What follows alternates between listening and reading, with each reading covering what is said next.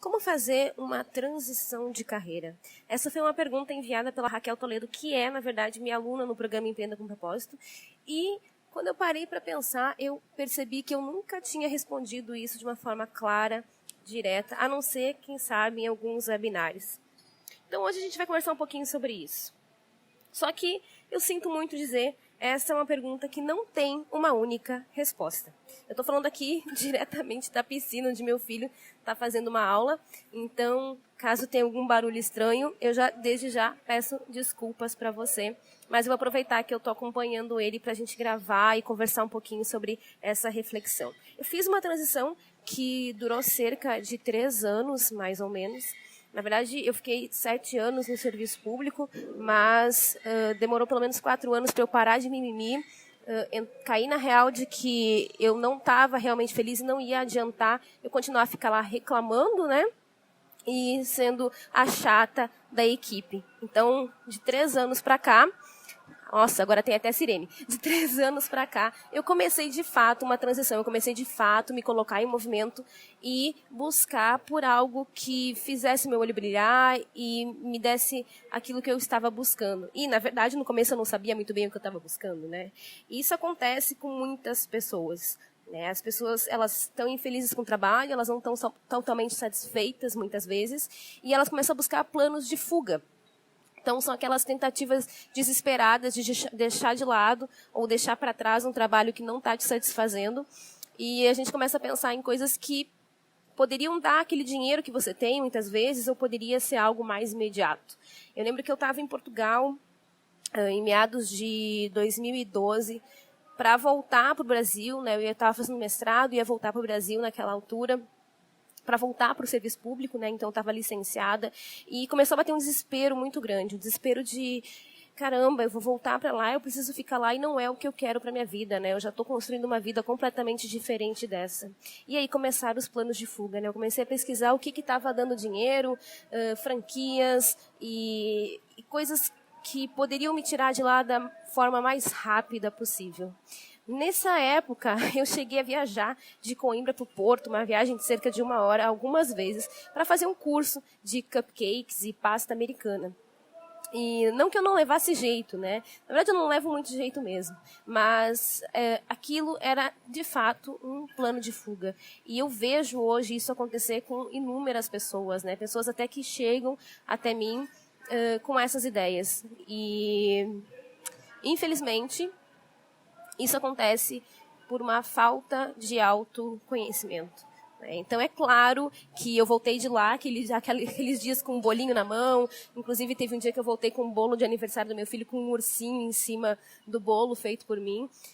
Mas acabou sendo algo que eu não levei adiante. Gastei com material, gastei meu tempo, mas não tinha nada a ver comigo. Era simplesmente um plano de fuga. Eu voltei para o Brasil e eu comecei a sentir e fazer aquilo que me motivava um pouquinho mais. Eu ainda não tinha certeza do que eu queria, eu ainda não tinha certeza de como seria o meu negócio, eu simplesmente sabia que eu queria estar com pessoas, que eu queria estar aprendendo, que eu queria estar ensinando.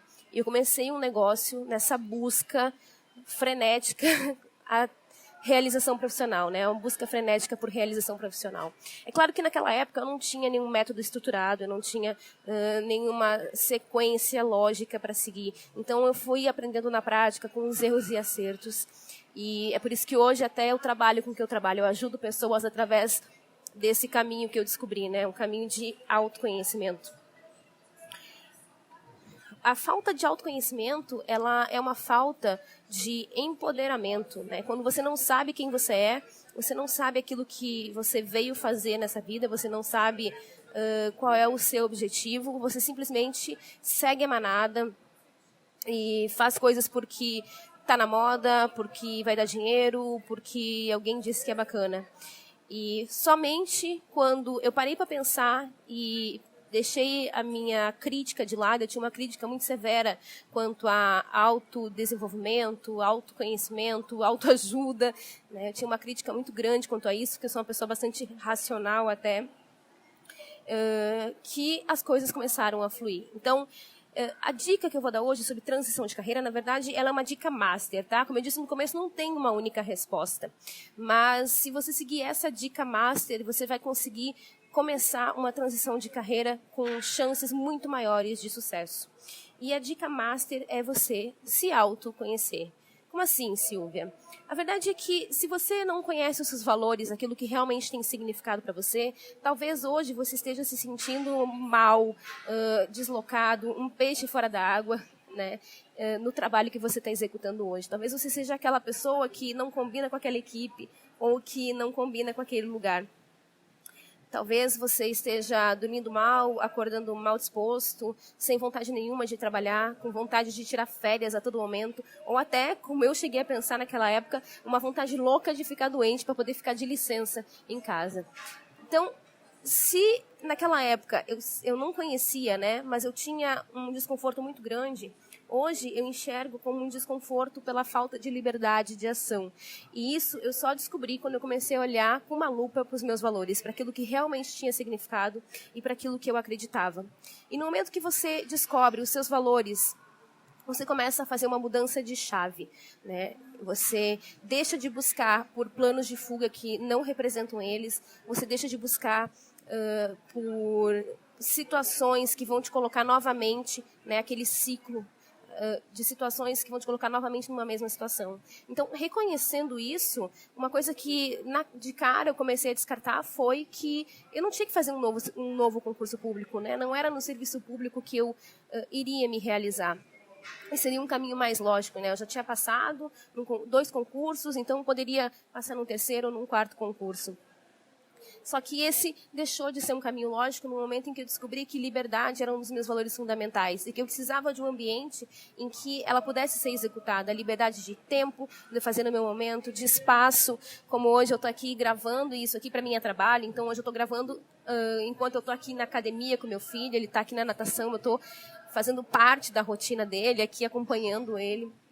E isso tinha que fazer parte do meu trabalho. Reconheci que eu tinha valores de mudança muito forte, então eu queria estar mudando de cidade, eu queria estar mudando de projeto. E isso me fez descartar de cara que serviço público não é para mim, né? É basicamente autoconhecimento, gente. Você começa a ficar empoderado e toma decisões muito mais conscientes, não precisa de planos de fuga. Depois, você pode começar a pensar nos seus talentos, aquilo que você faz muito bem, aquilo que você faz sem ver o tempo passar. Eu não sei nem quanto tempo eu já gravei aqui, mas conversar sobre assuntos como esse, conversar sobre empreendedorismo, são temas que eu não vejo o tempo passar. Ensinar e aprender são coisas que eu não vejo o tempo passar. E isso faz parte dos meus talentos, isso faz parte daquilo que eu gosto de fazer. E tem que fazer parte necessariamente da minha rotina de trabalho. Tem que fazer parte necessariamente da minha rotina de trabalho. No momento em que eu estava em um ambiente em que eu não tinha muita coisa para aprender, ou não era permitido que eu aprendesse, não era permitido que eu ensinasse, a frustração era muito grande. Então, você pode começar analisando seus valores, aquilo que tem significado para você, os seus talentos, aquilo que você faz muito bem, que você não vê o tempo passar. E aqui muita atenção, porque é importante que você valorize aquilo que talvez esteja aí debaixo do seu nariz e você não perceba, porque é muito simples para você fazer. E, por fim, um terceiro ponto no autoconhecimento é você saber qual é a vida que você quer ter, né? Qual é a sua visão de futuro, qual é a história que você quer contar na sua vida. Isso é muito, muito importante, né? Será que a história que você quer contar é que, no meu caso, né, eu era uma servidora pública que passou em primeiro lugar 2 vezes e ganhava muito bem e tinha, a cada 3 anos, licença-prêmio de não sei quantos meses? E não, eu acho que essa não era a história que eu queria contar, sabe? Eu não queria ficar lá, eu queria ser protagonista da minha própria história, eu queria fazer a diferença, eu queria ajudar pessoas, eu queria ser parte da vida do meu filho.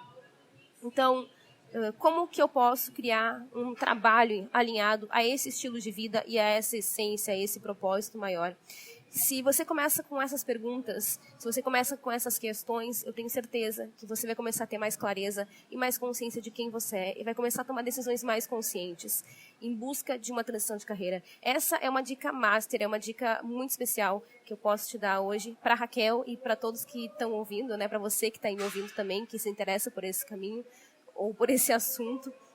E eu acho que é um tema, a transição de carreira é um tema que não se esgota nessa única resposta. Então, é possível que a gente volte a falar sobre isso aqui nesse canal. Se você gostou desse assunto, se você acha que esse é um assunto importante, interessante, que pode ajudar alguém, eu te convido a seguir no SoundCloud ou no iTunes, compartilhar esse podcast com os seus amigos ou quem estiver precisando. Se você quiser enviar a sua pergunta, você pode acessar silviapains.com e lá tem um formulário de contato para você enviar a sua pergunta e vai ser um prazer imenso responder aqui. Como sempre, eu vou gravar esse podcast de maneira muito livre, com uma conversa, essa ideia da gente ter conversa e conteúdo de qualidade aqui nesse canal, gravado de maneira espontânea. Provavelmente vai ser assim durante a minha rotina. Hoje eu estou aqui na piscina, amanhã eu posso estar em outro lugar. E para mim hoje trabalho e vida é uma coisa só, né? Trabalho e vida pessoal é uma coisa só. Então é um prazer estar aqui acompanhando meu filho, é um prazer estar aqui falando com você agora. Um grande beijo, um grande abraço. Eu sou Silvia Pains e até o próximo podcast.